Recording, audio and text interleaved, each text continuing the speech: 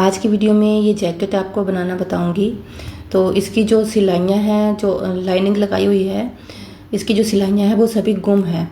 तो आपको बहुत ही आसान तरीके से ये बनाना बता रही हूँ, तो वीडियो को पूरा देखना। यहाँ पर मैंने कपड़े को डबल फोल्ड किया है। लंबाई हमें 21 इंच चाहिए, 20 इंच चाहिए, तो मैंने 21.5 इंच पे इसको कट कर लेना है। और यहाँ पर हमने जो शोल्डर है वो 1 इंच ज़्यादा रखना है। जितना भी आपका शोल्डर है, जैसे 14 इंच है तो हम 15 इंच के हिसाब से रखेंगे। और आर्म होल में हमने ऊपर जो 1.25 इंच का डाउन करना है, उसके नीचे हमने 7.5 पे निशान लगाया है। जितना हमने शोल्डर लिया है उतना ही आर्म होल लेना है। शोल्डर डाउन करने वाले जो आधा इंच या 1.25 इंच जितना भी लेते हो उससे आगे। और हमने जो बस्ट मेजरमेंट है उसका 4th करना है, उसमें 1 इंच ऐड करना है। और कमर में हमने 1.5 इंच ऐड करना है, क्योंकि यहाँ पर प्लेट डलने वाली है। और कमर से नीचे हमारा हिप तक तो जाएगा नहीं, कमर के हिसाब से नीचे तक आपने रख लेना है इसको। यहाँ पर हमने बैक पार्ट की कटिंग के लिए निशान लगाया है और साथ में फ्रंट कटिंग के लिए भी निशान लगा लेंगे। ऊपर हमने जो डाउन किया है उसको तिरछा इस तरीके से मिला लेना है। तो ये हमारा बैक पार्ट का हिस्सा है। जो फ्रंट कटिंग करी हुई है ना, ध्यान रखना है इस पर कटिंग नहीं करनी है। अब हमने जो प्लीट लगाते हैं उसके लिए निशान लगाना है। जो चौड़ाई है उसकी 3.5 इंच या 4.25 इंच रखनी है। ऊपर से हमने शोल्डर से इंची टेप रख के 10.5 इंच पे इसको लगाना है। और 8 इंच की ये टोटल प्लेट होगी। और सेंटर जो है वो बिल्कुल कमर के सामने आना चाहिए। ठीक है, सेंटर में हमने हल्का सा, जैसे कुर्ती वगैरह पे फिटिंग वाली प्लेट डालते हैं ना, वैसे ही डालना है। यहाँ पर सिर्फ बैक पार्ट की आर्म होल की कटिंग करनी है। और जब फ्रंट पार्ट हम रखेंगे तो उसमें हमने फ्रंट पार्ट की करनी है, इसमें नहीं करनी। तो ये फ्रंट पार्ट हमने अलग से कटिंग करना है। इसमें आगे बटन के लिए हमने 1 इंच एक्स्ट्रा लेना है। जो बंद पार्ट है ना, यहाँ पे आप ओपन भी रख सकते हो। 1 इंच एक्स्ट्रा मैंने निशान लगाया है। इस तरीके से 1 इंच एक्स्ट्रा रखेंगे। और जो बैक पार्ट हमने कटिंग किया था उसको इसके ऊपर ऐसे रखना है, 1 इंच को बढ़ाकर रहने देना है। ठीक, इसको रखेंगे और जैसे ये है वैसे ही पूरा कटिंग कर देना है। ठीक है, ऐसे। और ये बैक पार्ट ही कटिंग किया था ना, ऊपर वाला जहाँ पे निशान, कंफ्यूज नहीं होना है, ऊपर वाला जो है वो हमारा बैक पार्ट है, वहाँ पे फ्रंट पार्ट की कटिंग नहीं करनी है। कहीं निशान लगा लो तो आप कटिंग भी कर दो, ऐसा नहीं करना है। इसको हटाएंगे और नीचे वाले में हमने फ्रंट कटिंग करना है, ऐसे। ठीक, इस तरीके से आ गया हमारा। अब हमने यहाँ पर एक निशान लगाना है। जो बैक पार्ट होता है वो थोड़ा सा ऊपर होता है हमारे फ्रंट पार्ट से। ठीक है, तो इसको इस तरीके से हम थोड़ा सा गोलाई में निशान लगा देंगे। जहाँ पे फिटिंग वाली जगह है ना, आर्म होल वाली, वहाँ पे बिल्कुल बराबर रखना है जैसे है। सिर्फ हमने सेंटर में इसको थोड़ा सा ऊपर रखना है। और ये फ्रंट पार्ट है, फ्रंट पार्ट में 3 इंच यहाँ पर और 3.5 या 4 इंच यहाँ पर ये तिरछा निशान लगाएंगे।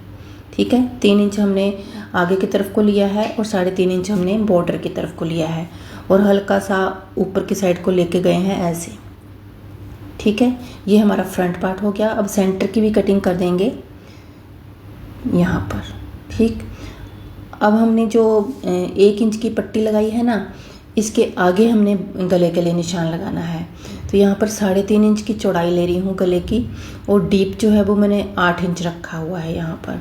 ये बिल्कुल बराबर रह जाएगा जितना आपको चाहिए। ठीक है, तो ये हमने पट्टी जो लगाई हुई है ना 1 इंच की, वहाँ तक इसको क्रॉस कर दिया है। यहाँ पर इस तरीके से निशान लगाना है और इसको कट कर लेना है। तो ये हमारा गले की कटिंग हो गई। बैक पार्ट में भी 3.5 इंच की चौड़ाई और 1.5 इंच का मैंने डीप लिया है। इसको भी हम कट कर देंगे ऐसे। ठीक, अब जो हमने प्लेट लगाई है ना, वो दोनों साइड पे बैक पार्ट पे करनी है। और जो फ्रंट पार्ट है वहाँ पे भी हमने प्लेट का निशान लगा लेना है। ठीक, और जो हमने बैक पार्ट पे डाउन किया था ना, जो थोड़ा सा कटिंग करी हुई है सेंटर में, वो भी हमने क्रॉस कर लेनी है। इस तरीके से इनको बराबर करके कट कर देना है। और इसकी ठीक, अब हमने सेम जैसे ये कटिंग किया है वैसे ही लाइनिंग कट करनी है। तो लाइनिंग मेरे पास ये रही, लाइनिंग कम पड़ रही थी तो मैंने थोड़ा सा जोड़ लगाया हुआ है। आपने बिल्कुल जैसे बैक पार्ट अभी फ्रंट पार्ट कटिंग हो रहा है तो डबल फोल्ड करके लाइनिंग रखनी है, और ये जो हमने कटिंग किया है इसको इसके लाइनिंग के ऊपर रखना है, और सेम जैसे कटिंग किया है वैसे ही हमने लाइनिंग के ऊपर भी कटिंग कर देना है। ये हमारा फ्रंट पार्ट हो गया। अब हमने बैक पार्ट भी सेम हमने इसी तरीके से कटिंग करना है। ये लाइनिंग मेरे पास थी ही नहीं तो मैंने जोड़ लगा लगा के इसको कंप्लीट करा हुआ है। आप जो लाइनिंग का कपड़ा लोगे उसको जैसे है वैसे ही रखना है, और डबल फोल्ड करके रखना है, और उसको कटिंग कर देना है ऐसे। सेम में हमने लाइनिंग भी वैसे ही कट कर ली है। अब हमने इसकी स्टिचिंग करनी है। तो जब स्टिच करेंगे तो जो प्लेट हमने बनाई हुई है ना उनको स्टिच कर लेना है, लाइनिंग के ऊपर अलग से करना है, और जो मेन फैब्रिक है उसके ऊपर अलग से करना है। ठीक है, यहाँ पर लाइनिंग के ऊपर अलग से हमने स्टिच कर लेना है। ये सभी प्लेट्स आगे और पीछे की सभी हमने स्टिच कर लेनी है, लाइनिंग के ऊपर अलग से और मेन फैब्रिक के ऊपर अलग से। ठीक है, ये देखिए ये लाइनिंग के ऊपर हो गई और ये मेन फैब्रिक के ऊपर हो गई। अब हमने इनके शोल्डर ज्वाइन कर लेने हैं। मेन फैब्रिक का जैसे ये बैक पार्ट है और फ्रंट है, इनका शोल्डर ज्वाइन कर लेना है। जैसे हमने मेन फैब्रिक का किया है वैसे ही लाइनिंग का भी कर लेना है अलग अलग से। अब हमने लाइनिंग का भी शोल्डर ज्वाइन कर लेना है।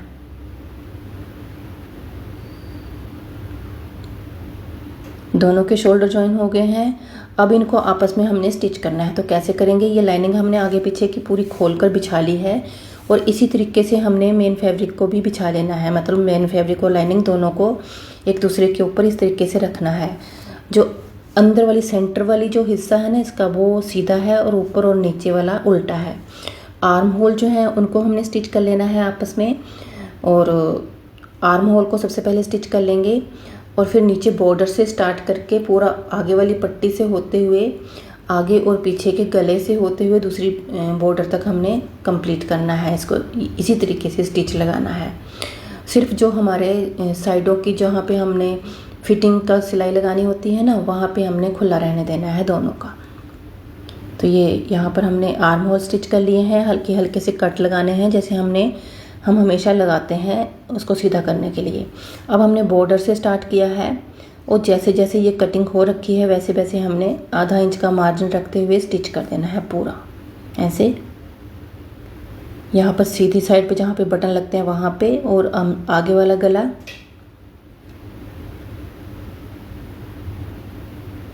यहाँ पर बैक पार्ट से होते हुए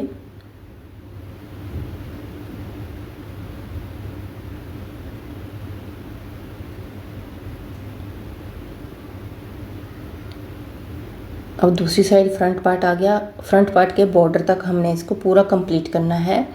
और बैक वाला जब आएगा तो बैक वाले में गले वगैरह तो हो गया, बैक वाला सिर्फ हमारा बॉर्डर बचा होगा नीचे का ऐसे। तो ये पूरा सिलाई कर लिया। अब हमारा साइडों का ओपन है सिर्फ। ठीक है, ये देखिए पूरा, और बैक पार्ट का भी हमने स्टिच कर लिया है। तो इसको हमने साइड से बैक पार्ट से अंदर की तरफ हाथ डालना है, शोल्डर से होते हुए इसको पूरा खींच लेना है इस तरफ को। तो ये यहाँ पर सीधा हो जाएगा ऐसे। और दूसरा भी हमने इसी तरीके से अंदर की साइड को खींच लेना है। इसके कॉर्नर वगैरह अच्छे से निकाल लेने हैं, और इसको हमने ऐसे एक ही आर्म होल से एक ही साइड से हम दोनों तरफ के अंदर की तरफ उल्टी साइड के लिए कर लेंगे, सीधी साइड के लिए सीधा कर लेंगे, और फिर ये बनने के बाद ऐसा आने वाला है। अब हमने इसकी फिटिंग करनी है। तो फिटिंग जो है अभी मैं सीधी साइड पे निशान लगा रही हूँ क्योंकि यहाँ की सिलाई भी हमने गुम करनी है। तो यहाँ पर ऐसे ही नॉर्मल सिलाई लगा रहे हैं, लगभग आधा इंच का मार्जिन रखते हुए। दोनों जो फिटिंग वाली जगह है ना जहाँ पे खुला छोड़ा था वहाँ पे हमने दोनों साइड पे इस तरीके से सिलाई लगा लेनी है, और फिर हमने उल्टा करना है इसको। तो सिलाई तो अंदर चली गई, अब उल्टी साइड से ये बंद होगा यहाँ पर, तो उल्टी साइड से हमने फिटिंग का निशान लगाना है। तो ये जो हमारी जैकेट है थोड़ा सा ढीला ढीला रखा हुआ है मैंने, आप अपने हिसाब से फिटिंग कर सकते हो। तो इसकी सिलाई जो है वो मैंने बिल्कुल स्ट्रेट रखी है, आपने कर्व देना है तो वो भी कर सकते हो। तो इस तरीके से दोनों साइडों पे हमने सिलाई लगा लेनी है, इस तरफ भी अच्छे से। और फिर मैंने एक काम इसमें और किया है, जो बैक पार्ट है वहाँ पे जो हमने प्लीट लगाई थी ना, प्लीट के अंदर मैंने यहाँ पर 2 डोरियाँ लगाई हुई हैं, जो मैंने बाद में लगाई थी तो आपको यहाँ पर बताना भूल गई, तो मैं ऐसे बता रही हूँ, आप लगा सकते हो। जो हमने फिटिंग की प्लेट लगाई है ना, उन प्लेटों के, और वो प्लेट मुझे खोलनी पड़ी थोड़ी सी, उसके अंदर मैंने जो ये डोरी है ये लगाई है, ठीक है। तो इसको आप भी लगा सकते हो। बनने के बाद ये कुछ इस तरीके से आने वाली है। Thank you for watching.